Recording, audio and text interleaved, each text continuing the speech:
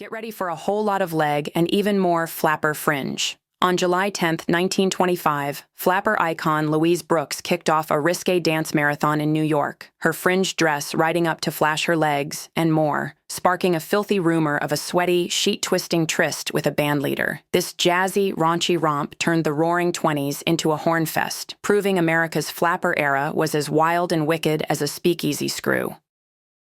Pour some bootleg gin, you patriotic history degenerates, because July 10, 1925 turned a New York dance hall into a goddamn orgy of rhythm and raunch.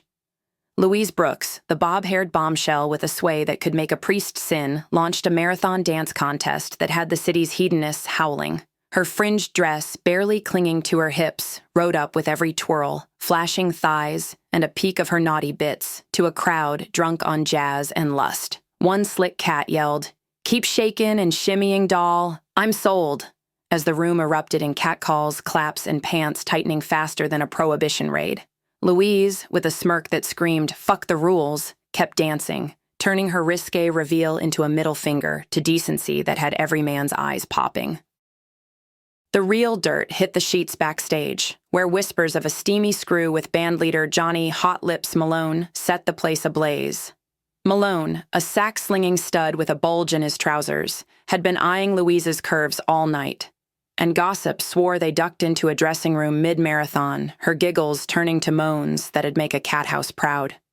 A stagehand, panting like a dog in heat, spilled, "I heard skin-slapping action that'd wake the dead." Pure backstage banging. Whether they were humping like rabbits or just swapping spit, the rumor painted Louise as a flapper vixen with a rhythm for rumpy-pumpy, her innocence fucked out by Malone's jazzy rod. She played it coy, her next dance a strut of pure sex, while Malone blew his horn with a leer that said, "I tapped that." This wasn't some tame jitterbug, it was a cultural cock tease that lit up the Roaring Twenties. Ticket sales exploded as horn dogs flooded in, hoping for another flash or a whiff of her backstage heat. Louise owned the scandal, her moves now a grind of raw desire, each step a promise of more skin to come.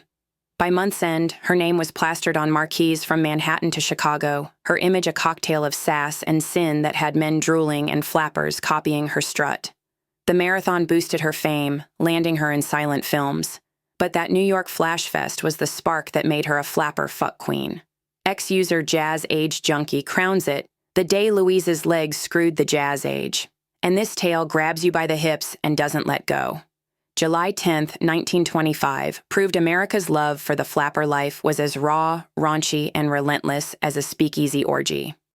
Hell yeah, you flapper freaks. July 10, 1925, turned Louise Brooks into a dance floor dominatrix. If this tale of her leg-bearing lunacy, Malone's rumored rut, and a jazz-fueled frenzy got your blood boiling like a speakeasy brawl, smash that like button like you're spanking that ass. Don't just tap, slam it till YouTube's servers sweat like a gin joint. Not subscribed? Get your horny ass in the groove and hit that subscribe button harder than a Charleston kick. Ring the bell like you're ringing in a climax. We're dropping history heat daily. Drop your thoughts in the comments. Team Louise's flash or Malone's thrust. Like, subscribe, comment, and let's keep America's fire blazing, you liberty-loving lunatics.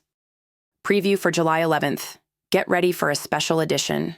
We're hitting history from all angles with a raunchy ride covering July 11th through the 13th. Brace for a wild romp through American lore. Jack Dempsey's whiskey-soaked victory bash. Aaron Burr's deadly duel with Hamilton. Walt Disney's sweaty Disneyland dream. A Union private's tearful Medal of Honor push. And Jean-Pierre Blanchard's jaw-dropping balloon flight. Each a steamy snapshot of human guts and glory that screwed with the norms of their time.